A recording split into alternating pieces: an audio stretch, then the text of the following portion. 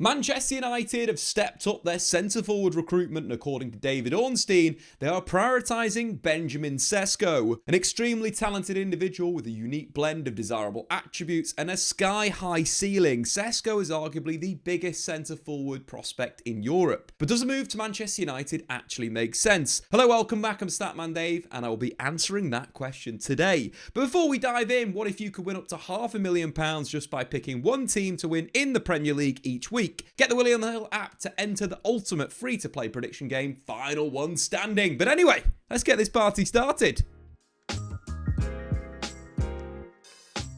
For RB Leipzig, Cesco has mainly played up top in a 4-4-2 as a striker or as a deeper second striker in Marco Rose's 3-4-3. In terms of the systems, both the 3-4-3 and the 4-4-2, they're quite similar. Both feature a playmaker in Xavi Simons that would move inside into a number 10 position, with Cesco stretching the back line and overlapping left back, and of course width on the other side with Baku. Be it a 4-4-2 or the kind of 3-4-3 that we mentioned previously, the objective of Leipzig was quite similar. Of course, Cesco either played as that kind of number 9 with the back 3 system, Openda as a second striker on the right, Simons inside as a left 10, David Raum pushing higher up, Baku holding that position on the right flank, and a back 3 playing out the back and allowing Leipzig to overload the opposition's press. Cesco has either played in that position or alternatively played a little bit deeper as more of a link man behind Openda. But in similar circumstances in both systems, it is a playmaker, it's kind of an inside forward second striker, and Cesco operating as a pressing forward in the middle. This is already very similar to what we expect from Amrin's new look United, with Cunha as the playmaker and Mbumo as another goal threat. Cesco is very much a vertical mover, either making runs in behind defences or alternatively dropping off the line to receive into feet. When he does drop off the line, he has got the technical ability and good close control to receive those passes. From these positions, either he'll get himself turned and directly drive and dribble at the opposition, or alternatively what we usually see with Cesco is take a good touch, open himself up, and then just slip the ball to one of his teammates around him and then get back to moving in behind the defence. While Cesco is a good link player, he is a true number 9, not a wide forward or a playmaker. And as a 9, what he really wants to do is just break in behind the opposition's defences and score goals. Clocking the 4th top speed among strikers in the Bundesliga last season, Benjamin Sesko has blistering speed. He's so quick that if he can break in behind defences, that's one of his teammates maybe finding him with a through ball to break the opposition's shape and lines, he's very difficult to stop, and there's little chance a defender will catch him. Cesco is so quick that if he can be found in behind the opposition's backline with a through ball from one of his teammates, there's little chance that a defender will catch him. When he does get into shooting positions, it is all about power. He generates immense power with his shots, and you can see it in some of the outrageous goals he's scored, with shots sometimes looking like they're speeding up. In fact, Cesco scored 3 goals from outside the box this season. Only 2 players have managed more in the Bundesliga. Whilst he does need to add variety to his finishing, Cesco has the technical ability to score outrageous goals. Take his goal in the 3-3 draw with Bayern Munich, a lightning fast counter-attack. Cesco is the outball, the rest of the Leipzig team is deep, they're defending. Xavi Simons nicks the ball off Michael Elise and the break is on. Just notice Benjamin Sesko's body shape here. At the moment, he's an option into feet if Simons wants to find him, but as soon as he sees his teammate continue his carry, it explodes. He's 2 yards deeper than Eric Dyer in this position. Simons tries an outside of the boot pass, through balling it to Cesco, and he has that pace to fly past Eric Dyer. What I love about this is he noticed that Yerbig has slipped, and without taking a touch, he hits the ball from 40 yards with the outside of his boot to score a brilliant goal on the counter-attack. This is something that United just haven't had from their centre-forward. We can rightly blame a lack of service as to why Højlund and Joshua Zirkzee have struggled to score, but sometimes the player can do more. And whereas Højlund has almost exclusively played up against Premier League centre-backs, Cesco doesn't do that. Standing at 6'5", you'd expect Cesco to be physically dominant, but he's quite slender and lanky. What I like about that is that he understands his strengths and weaknesses. His frame and reasonable strength is good enough to hold up pressure from his back, but he understands at certain times it requires him to drop off the line into space to get himself turned and receive balls into feet. This is something that I think Rasmus Højlund needs to add to his game, the ability to sense a moment to drop off, get himself turned, concerned. And then what you see with Cesco is that ability to drive at you with his pace and his skill. A great example of this came in the 3-3 draw with Bayern Munich. We pick up the play with Cesco slightly deeper than his strike partner Lewis Openda. Leipzig are going to go back to their goalkeeper and then shift it to David Raum at fullback in space. What you want your centre forward to do in this moment is either running behind the defence to stretch the pitch and maybe create some space for your number 10s, or alternatively, you want him to be a progressive option with the ability to receive into feet. That's exactly what Cesco has done in this moment. He's playing arguably as the deep lying forward of the pairing in this move right here, and that's a role that he can do. That's what's quite exciting about Benjamin Sesko, is he could potentially be a very complete forward. As David Raum fires the ball into his feet,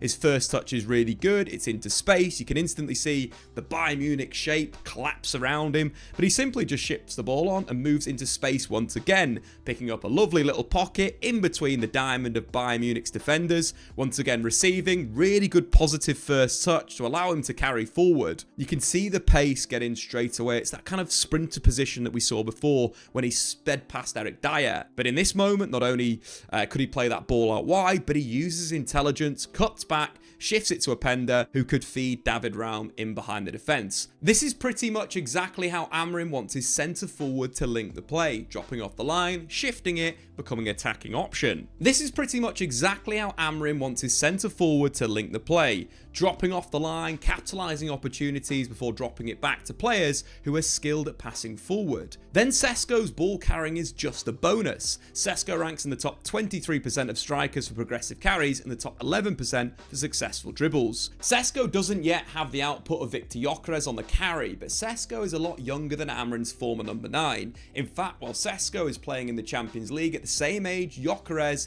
was at St. Pauli in Germany's second tier. What's more is, given how Gyökeres saw his output skyrocket after being coached by Ruben Amorim, it would be interesting to see how he could develop Cesco. But one area Cesco needs little development in is in the air. As mentioned, Cesco is 6'5", but he also has a great leap and attacks the ball well. This makes him a particularly dangerous target for crosses. In fact, Cesco has scored 8 goals from 28 headed shots in the Bundesliga, which equates to a conversion rate of around 29%. That's absolutely nuts. Edinson Cavani, widely regarded as one of the best headers in modern football, had a conversion rate of 17% with his head across his career. Obviously, Cesco won't continue this forever, but if a player has such a tall jumping height, there isn't much you can do to stop them reaching the ball first. Not only have we seen him outjump a goalkeeper to score for Slovenia, but he ranks in the top 4% of strikers with a 58% aerial dual win rate. This aerial ability makes him good in both boxes. Consistently, we've seen Manchester United be one of the worst teams from set pieces in the Premier League,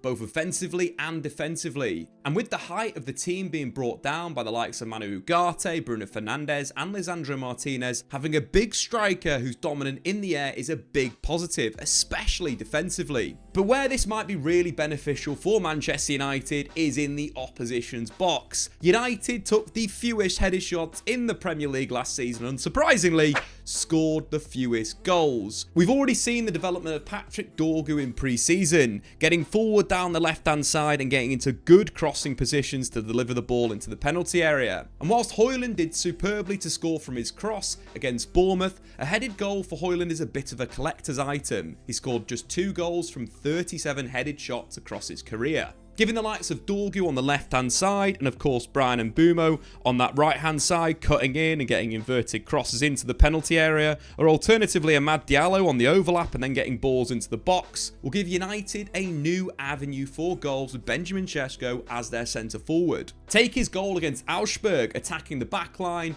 reading the flight of the ball, then accurately heading the ball back across the goalkeeper to score. What if you could win up to £500,000 just by picking one team to win in the Premier League each week? Get the William Hill app to enter the ultimate free-to-play prediction game, Final One Standing. All you need to do is pick one team to win and you're through to the next round. If they fail to win, you're eliminated. Keep picking winners until you are the final one standing to win the jackpot. The catch is you can only pick one team once, so it's important to use your brain to choose the right team for the right game week. Even without a new centre forward, Manchester United should be a lot stronger this season, with Matheus Cunha Kunya and Bryan Mbeumo. But if United splash the cash on Cesco, they could be the standout pick for game week 3 when they face Burnley, especially given that they've beaten the Clarets in 3 of the last 4 trips to Old Trafford. It's free, it's 500 grand, it's final one standing, so if you think you've got what it takes, then click the link below and make your play. You've got to be over the age of 18 and based in the UK or Ireland, and please gamble responsibly, and terms and conditions do apply.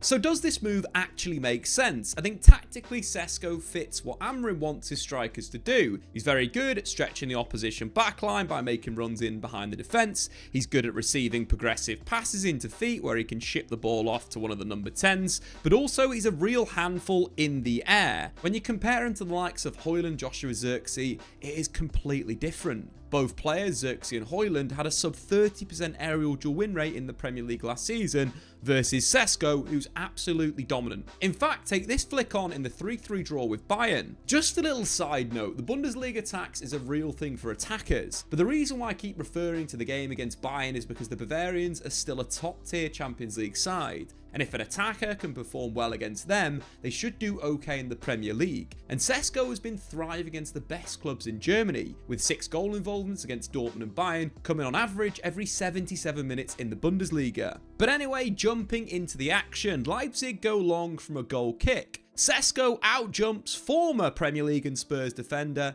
Eric Dyer and flicks the ball on to Pender in behind the Bayern Munich defensive line. It's a bit of a poor touch and the ball bounces away, but that is a quality flick on something that Amorim could really use. And I think that idea of having someone like a Bryan Mbeumo that we know loves running in behind the defence, long ball to Benjamin Sesko, with Mbeumo making that move, the flick on comes, then you've got a real avenue to goal for Manchester United, being direct. And let's say if the ball is not won from, the initial flick on, let's say the 4 wins the ball, Manchester United now are well set to counter press in that area. Not only Cesco is quite aggressive off the ball, Matheus Cunha is, and Bryan Mbeumo is a brilliant defender. On top of that, Manu Ugarte and Bruno Fernandes jumping really compacts that area of the pitch. So instead of United playing long balls and not even able to win the flick on or deal with the second ball, now they could flood the area of the pitch and win the ball back. Of course, we need to see a little bit more of an advancement from the back 3 in Manchester United's pressing,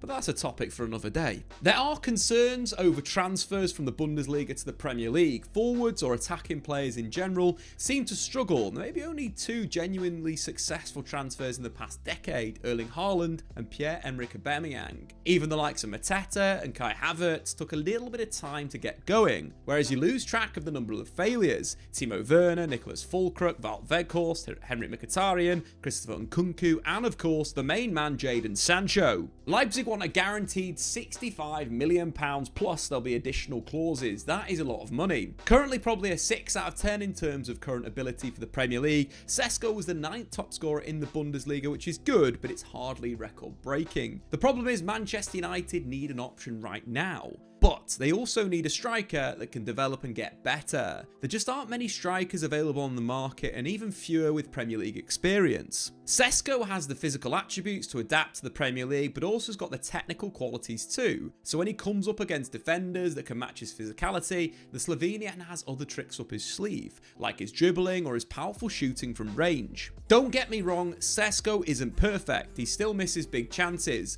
but he's only missed 18 during the last 2 seasons in the Bundesliga, which is less than the likes of Nicholas Jackson and Ollie Watkins missed this season alone. Cesco has also seriously overperformed his expected goals by nearly 10 goals during his time in the Bundesliga. So, what's the verdict? Honestly, Manchester United are in need of a serious rebuild, and that isn't going to be fixed overnight. As much as Cunha and Mbeumo are both in their prime, they're only 25 and 26. So if it takes 2 to 3 seasons to rebuild the squad, or to develop the likes of Dorgu, Meno and Heaven, United's new number 10s will still have plenty left in the tank. I think Cesco, whilst he won't improve Manchester United as much as other ready-made options off the bat, is the right signing for the long term. He's much more developed than Højlund was when we signed him, and I think he's got the approval of Amorim already. So if the United boss sees something in him, that is a positive thing. The other concern is probably Manchester United right now. Do they really need a number 9, or should they strengthen the goalkeeping position, midfield position, or even centre-backs? That is the big question. If Manchester United can get him for around 65 million, rising to around 70 with add-ons, I think that is solid long-term business, and that unfortunately is where Man United are right now. But anyway guys, what do you think? Does Benjamin Sesko make sense to Manchester United? Let me know in the comments below. I've been Statman Dave. Subscribe if you're new, and we'll see you later. Thanks for watching. If you've enjoyed this video, why not check out some more content on the Statman Dave YouTube channel?